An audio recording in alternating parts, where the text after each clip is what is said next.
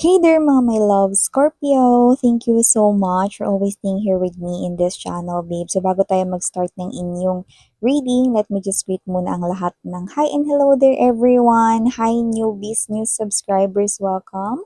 Tuloy po kayo at sa mga returning viewers, thank you po sa palagiang tambay at pag-antabay. So yun nga ng mga babes, kung hindi nyo pa po knows or hindi nyo pa nalalaman, mayroon pa po tayong other channel. Ang link po ay nasa description box ng reading na ito. Kaya naman, if you're interested na gusto mo rin na tingnan kung makakatambay ka dyan, then you're free to check out that link, no?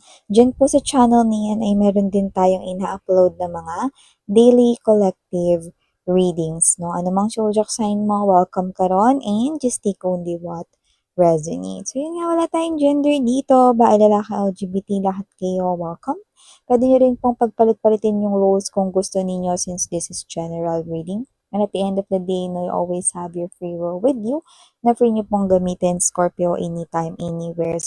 Course watchers ni Scorpio, yan nabubulol. Welcome din po kayo, no? At may Scorpio placement sa kanilang natal or birth chart. Welcome. Yan. So, let us see. Archangel Michael, thank you so much. Angels and spirit guides as well, thank you so much for being always present here in this reading. This is for Scorpio. Ano po yung mga mensahe for Scorpio? What the Scorpio needs to know? Can you please show me? This reading is intended for my Scorpio people. Scorpio.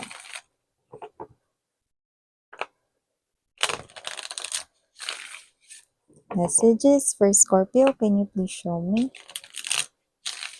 Messages for Scorpio, please. Scorpio.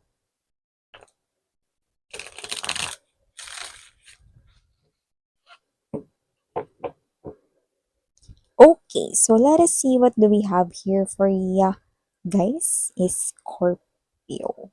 So you have here the full card energy.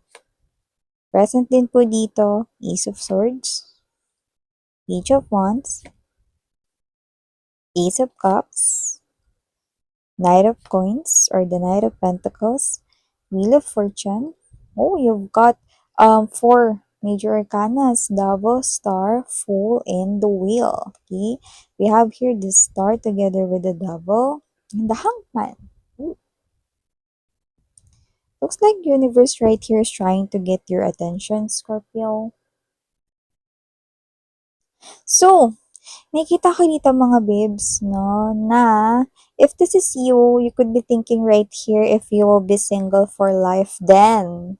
The universe is saying no. You know, universe is saying that they will be, okay, sending someone to you. Okay, and it might happen right here sa pag-start ng 2025. Okay, first half of 2025, they're telling me to tell you, Scorpio, if this is you, you could be thinking, no, yung ganong klase na parang naisip mo, na parang single ka na ba for life or whatever, then spirits are saying, universe saying, your angels are saying, no. Okay? Because meron ka dito makikilala sa first half ng 2025 and that person right here will be so into you with the double card energy and that person will pursue you, okay, with the star card energy. Okay, clue for that person right here is, I'm getting the vibe of drop dead gorgeous. Wow! So, meaning to say, very attractive, might be good looking, yung person na ipapadala nila sa'yo. Miss yan. Good looking lang ba yan? Paano naman yung ugali, personality, behavior, characteristics na yan? You know? Well, because universe is saying right here that they will be sending someone, no? Well, hindi sila magpapadala sa'yo rito ng putyo-putyo lang, you know? Putyo-putyo, miss yan. Ibig sabihin, yung lifetime future spouse mo na ipapadala nila ay hindi lamang may itsura, kundi mapagmahal, maabilidad, yan no, may respeto, okay? At ikaw lang. magiging faithful sa'yo, no? At magkakaroon ng mga pangarap, okay, kasama ka, Scorpio. See? New love is popping out right here, especially for my single people. Paano naman miss yan yung mga may in relationship? Applicable ba yan? Itong person na to, ito na ba talaga yung tao makakasama ko? Yan bang person mo ngayon kung in relationship ka, Scorpio? Matagal na ba kayo niyan? Kasi may mga lumalabas dito na kung sino man ito na ka-connect niyo na ngayon, 'no, possible na yung mga energies na nahagip natin kung may ka-relationship ka man ngayon is more than 2 years na kayo, 'no. That person will be the one na pakakasalan mo na, 'no, at maaaring mapag-usapan niyo na yung kasal this 2025, 'yan, 'no. So, okay, kung yun ay para sa may in relationship, 'no, na more than 2 years na kayong dalawa, 'yan, or magto 2 years na kayo, 'yan, 'no, just take how this resonates. We do not have any time period right here, okay? So, yun nga na maliban diyan, Scorpio, nakita rin ako rito ng energy, okay? Meron ditong magbabalik from the past, pero hindi ex mo. Yan. More likely, kung sino 'to magbabalik na 'to from the past, may utang 'to sa yung pera. Yan, 'no? So, nakikita ko rito na bukod sa magbabayad siya sa'yo, Scorpio, ililibre ka pa niya. Yan, kasi meron dito nangyaring maganda nung pinahiram mo siya. Yan. Medyo natagalan nga lang, no? Kasi yung iba sa inyo, posibleng nagkaroon rito ng pag-block, no? Nakakakita rin kasi ako rito na posibleng blinak pa nila kayo nung nakahiram na sila ng yan o, parang scammer lang. Yung datingan, no? Yan. So, kung sino man siya, unintentional naman daw yung ginawa niya rito, no? I'm seeing that from his or her thoughts, no? Subconsciously. But kung sino man siya rito, no? This person right here, posibleng iniwasan ka niya, no? Siguro, malaki yung nahiram niya sa'yo rito, no? Nakikita ko rito, no? Nababalik niya yun sa'yo. Okay? Sobra pa. Okay? Siguro dahil hiyang-hiya ito sa inyo, no? Basta nakahiram ito ng pera sa inyo, malaki yung utang na loob niya sa inyo. Kung ano yung ginamit niya dun sa pera, pinanggamitan niya dun, talagang nalampasan niya yung struggle or yung crisis na yun, no? Because of you. Yan, no? Sa tulong mo. Natagalan nga lang mga babes, no? Kasi parang itong tao na to, no? Palagi siyang problemado, no? Natagalan tuloy siya dito ma-attract yung talagang mga magagandang offers, no? Na pumasok sa buhay mo, sa buhay niya. So, sa kamakailan lang, ay posibleng may nangyaring maganda dito sa kanya sa kaperahan, no? Kaya ito siya na parang pinangako niya sa sarili niya na once na makakuha siya rito ng maganda-gandang kita, no, or malaki-laki ritong ipon, ikaw ang una niya ritong hahanapin at babayaran ka niya rito. At posibleng lampasan niya pa talaga, no, kung ano man yung hiniram niya sa'yo rito plus ililibre ka niya, yan, no. So, kayo 'tong mga babes, no, na at first siguro parang may inis kayo lalo na kung may pagka-block rito sa inyo na nangyari noon. Pero nakita ko rito, Scorpio, no, na after mo siyang mapakinggan, kasi you are not someone na ano eh, takaw gulo eh. Hindi ikaw yung someone na may initin or magagalitin yung ulo eh, no? Pero nakita ko rito na kung sino man ito, kakausapin mo, haharapin mo, no? At magugulat ka, magbabayad talaga siya. Plus, ililibre ka pa niya, no? Para siya dito nakaluwag-luwag talaga sa life. Yan. So, maliban dyan, Scorpio, nakita rin ako rito, no, ng isang batang energy. Di ko alam kung pamangkin niyo yun or anak ninyo na parang gusto niya kayo rito na maging kagaya ninyo paglaki niya. Yan. Parang, kunwari, mama, papa, gusto ko paglaki ko, kagaya mo, kagaya nyo. Yan, no? May ganong energy. Ito yung pamangkin mo, gusto ko paglaki ko, tita, maging kagaya mo ko. Yan, no? Yung iba rito, pwedeng because of your talent, kaya kanila rito gustong maging ikaw. Pero yung iba, nakikita ka ng child na ito, no? Or nakikita ka nitong individual na 'to bilang gusto niya rito na maging ikaw, 'yan 'no, kasi maganda ka, gwapo ka, 'no, gusto ka niya ritong tularan, yung iba gano'n. Parang, "Gusto ko tita paglaki ko maging kasing ganda mo ko." 'Yan 'no, pero parang ikaw 'to na, "Ha? Hindi akong nanay mo. Ang nanay mo magiging kamukha mo paglaki mo, no? So, hindi ka naman basag trip, no? Pero meron talaga ditong gusto ka ritong maging ikaw, no? Gusto niya maging ikaw paglaki niya, no? Pwedeng gawing niyang role model, no? Sa mga pangarap niya rito sa life na batang energy, ganong klase ng energy. No? But for others, okay, it might be namumuong crush, no? Pwedeng sa loob ng work. Yan, no? Maaring may magka-crush sa'yo a little, okay? Sa loob ng work. Yan, no? Crush pa lang yung nakikita ko, no? Wala pa naman as in talagang love, no? Na yung energy na hahamakin niya yung lahat. Wala namang ganun. Actually, marami-rami pa nga rito sa energy ninyo yung wala pa, yung may crush na yon. So, maaring paparating pa lang. So, baka magkaroon ng bagong pasok sa kumpanyang pinagtatrabahuhan mo. Yan, just take how this resonates. Or baka may bagong lipat sa neighborhood nyo. Yan, no? Basta yung energy is type ka niya. Okay? Crush niya yung mga ganyan na looks, no? Scorpio. Okay?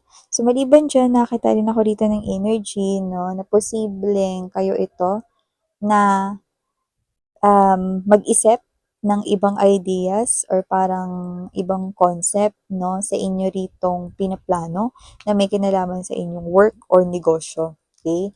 At yung plano na yan ay may kinalaman sa holiday. Okay? Pagkakakitaan yan yung nakikita ko rito. No? So, kung ano yung may isip mo, magdadala rito ng pera sa'yo, sa umpisa maaring maging mabagal, pero once na makapag-out ka, kunyari may sinel ka mga products related with the holiday season, no?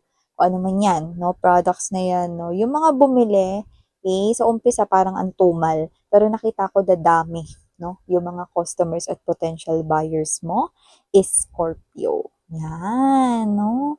So, maliban dyan, nakita rin ako dito, no, na sa loob ng inyong family, posible po, no, na meron dyan na magsabi or magpahatid, no, ng magandang balita, no?